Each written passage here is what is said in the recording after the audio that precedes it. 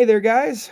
Gamer Minilla here, bringing to you a review of the Yukata Real Hero series, Godzilla 1998.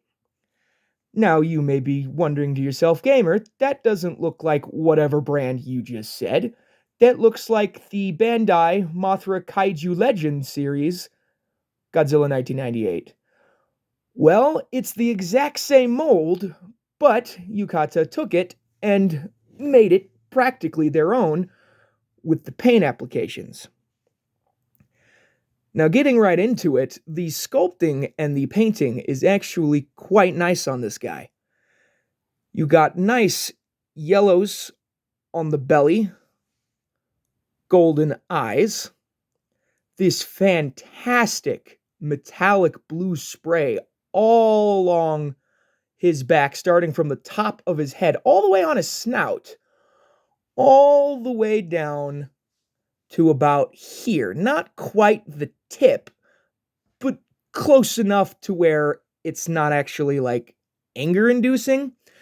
However, I do notice that the spray is kind of unevenly distributed because you see blue here, but it's still the normal greenish gray on this side.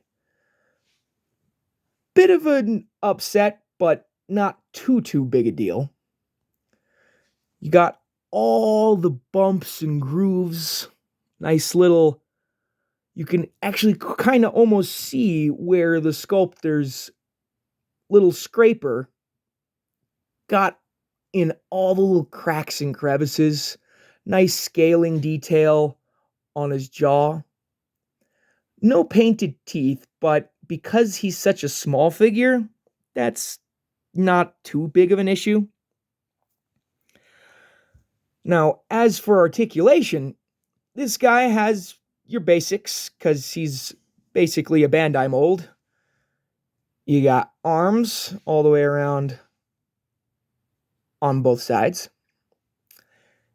You got legs that can go all the way around, even though he's in a stylized pose. So really, all you're going to be getting him in is basically this and whatever arm pose you want.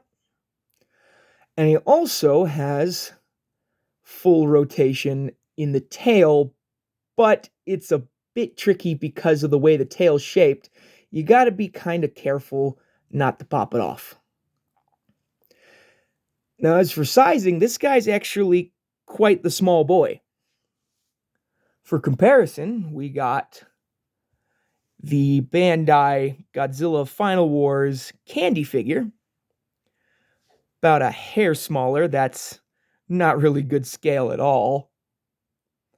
For a slightly bigger figure, we got the Bandai Godzilla-kun, or Godzilla-kun.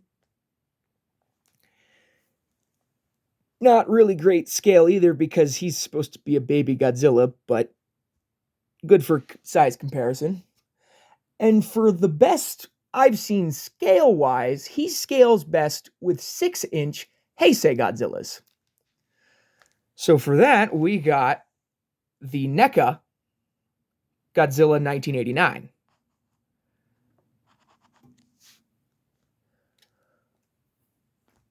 For closing thoughts, I really like this guy, though I'm not really sure where to find him anymore.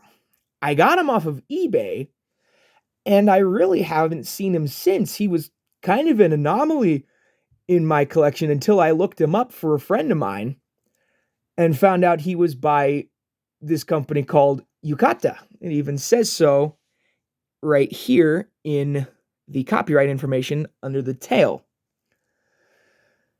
So if you could find one for a decent price, I've seen them range anywhere between 50 and $100, unfortunately. Snag one up if you can. If not, I guess the actual Bandai version, the Mothra Kaiju Legend series, would be sufficient.